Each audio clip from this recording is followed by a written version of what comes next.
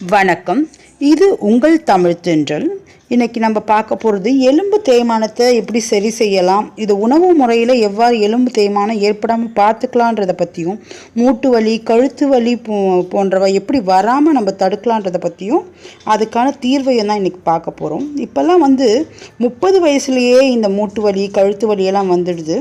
இதுக்கு என்ன காரணம்னா நமக்கு தேவையான உடல் உழைப்பு இல்லாதது மற்றும் ஒரே இடத்துல உட்காந்து கம்ப்யூட்டர் வேலை பார்க்குறது, மற்றபடி விட்டமின் குறைபாடு, உணவில் சரியான சக்தி கிடைக்காததுனால கூட இந்த எலும்பு தேய்மானம் வரலாம். எப்படி எலும்பு தேய்மானத்தை நம்ம சரியான முறையில் உணவு எடுத்துக்கிறதுனால எப்படி நம்ம இதை தடுக்க முடியும்னு பார்த்தோன்னா, முதல்ல பால் மற்றும் பால் சார்ந்த பொருட்களில் அதிகப்படியாக விட்டமினும் கால்சியமும் நிறைஞ்சிருக்கு. ஒரு நாளைக்கு 2 கிளாஸ் பால் நம்ம எடுத்துக்கிறதுனால உடலில் இருக்கிற கால்சியம் டெஃபிஷியன்சியை நம்ம குறைச்சிக்கலாம். அதே மாதிரி பால் சார்ந்த பொருளான தயிர், பன்னீர், சீஸு முதலியவற்றிலையும் அதிகப்படியாக கால்சியம் மற்றும் விட்டமின் டி இருக்குது. அதே மாதிரி டெய்லி ஒரு 2 கிளாஸ் மோர் எடுத்துகிட்டு வந்தோம்னாலே நம்மளுடைய இந்த எலும்பு தேய்மானம் முற்றிலும் தவிர்க்கப்படும். அடுத்ததாக சிறுதானிய உணவுகள்னு எடுத்துக்கணுன்னா கம்பு, ராகி, தினை இவை எல்லாத்துலேயுமே ரொம்ப கால்சியம் நிறைய இருக்குது. அதே போல் கீரை வகைகளில் குறிப்பாக நம்ம சொல்லணும்னா முருங்கைக்கீரை, அகத்திக்கீரை, வெண்டைக்காய், முருங்கைக்காய் இதுலேயும் அதிகப்படியான கால்சியம் இருக்குது.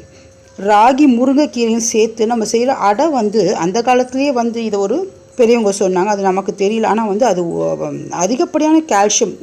ராகியோட முருங்கைக்கீரை சேர சொல்ல விட்டமின் டி அப்சர்வ் பண்ணி நம்ம உடலுக்கு தேவையான நம்ம கால்சியத்தை கொடுத்து எலும்புகளை நல்லா வலிமை அடைய வைக்கிறதுக்கு இது ரொம்ப பேருதவியாக இருக்கும்.